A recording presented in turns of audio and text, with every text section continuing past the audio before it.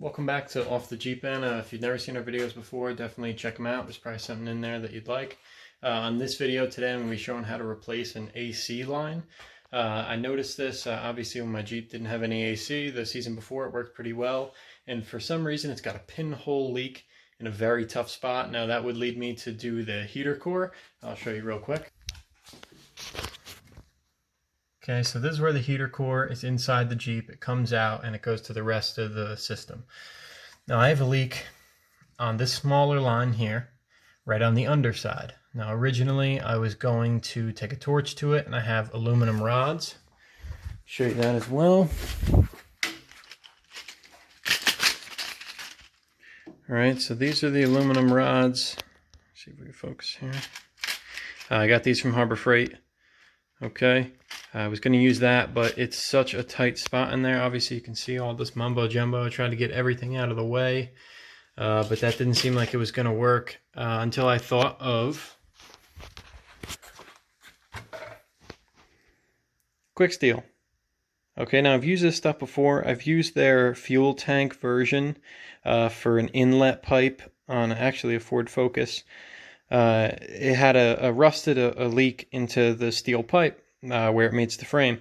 So I ended up putting their water or fuel tank version on there, and it worked pretty well. It's been in there about a year, hasn't leaked, and it's rock solid. All right, now this stuff is good for, it says 5,900 PSI. It's good for up to 500 degrees, and it's good for minus 90 degrees Fahrenheit. So that is definitely going to be good for this AC system, considering that the pressure is, way lower than 5,900, and it's definitely not going to get that hot, and it's definitely not going to get that cold. Okay, so we're going to apply this stuff on there to seal the pinhole. I see some guys doing JB weld and stuff. Honestly, I've never had any luck with JB weld. Maybe certain things, small things, but I just feel like you're mixing stuff. You have to wait hours and hours and hours. And this stuff is about an hour to fully cure, which is very important. You could put it on there and you could wait in a parking lot and you could probably have it fixed by then. All right, so we're going to go ahead and throw this on there for you. But I did sand down the pipe. I did rough it up a little bit just to get it to adhere a little bit better and give us a better shot at it actually working and not having to tear the dash apart and do this whole heater core. All right? All right, so we got our tube of Quick Steel here. We're just going to tear this bad boy open. Might as well probably just end up cutting it in half. Yeah, I'll cut a little bit more than half.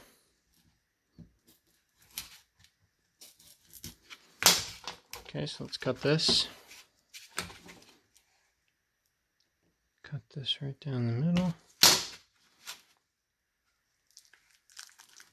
I'm going to remove this plastic now. Okay, so now they say to knead it until it is a uniform color, which means it's all the same color.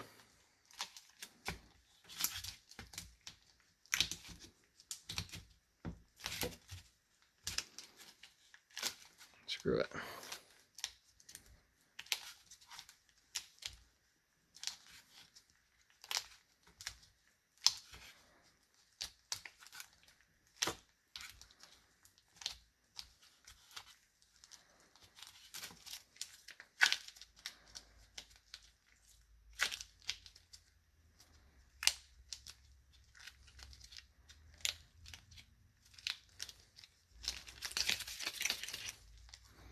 Okay, so that looks about right. It's all about the same color. It was a mix of light gray and dark gray.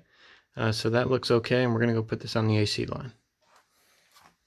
So we're going to throw this on the bottom.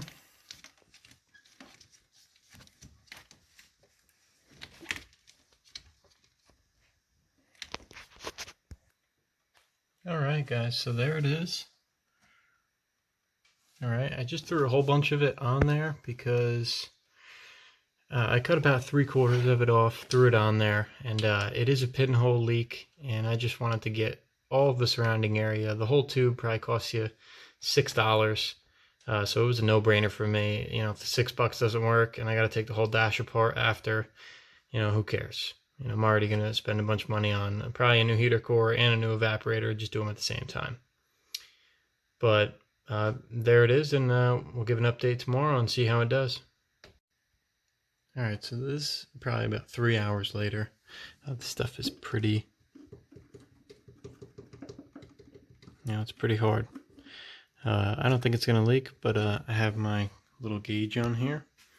Stole off of an old can that I had, just for reference. I just put some air in it from the compressor. Okay.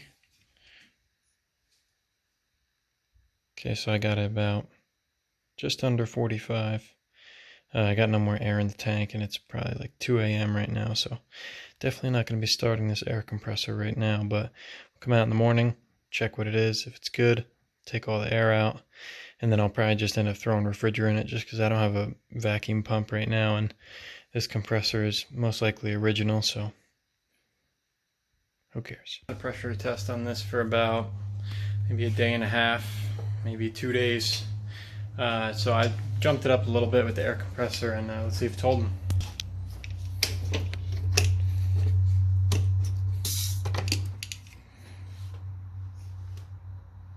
Perfect.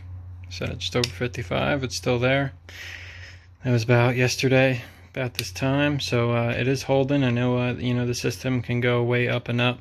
For some reason, that was all I can get into it. But I'm gonna throw some AC in here and let it rip. I'm pretty confident that it's gonna hold. All right. But like I said, this stuff is. It says this stuff could be drilled and tapped.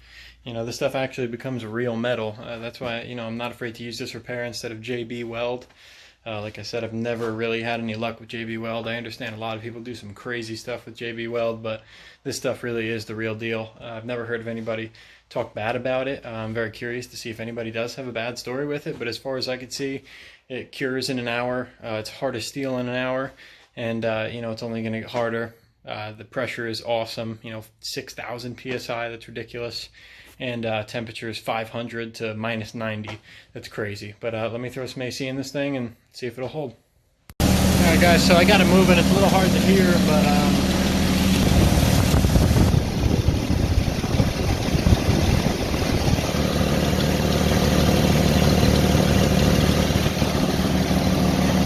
looks like it's working pretty good. The clutch is engaged, and I'm blowing pretty cold air. Got the leather seats. Oof. Perfect. Nice and cold. But, that's how you should do it. I think, the quick steel, especially if you have a puncture leak. I don't know how common it is, but that's what was wrong with mine. I had just a puncture in the line. And how I fixed it was quick steel, and it works awesome, and it's great. Definitely 10 out of 10, recommend using that.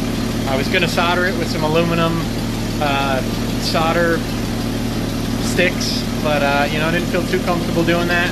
I just got to put some insulation back around there, and we should be good to go. Alright, so next time, stay deep.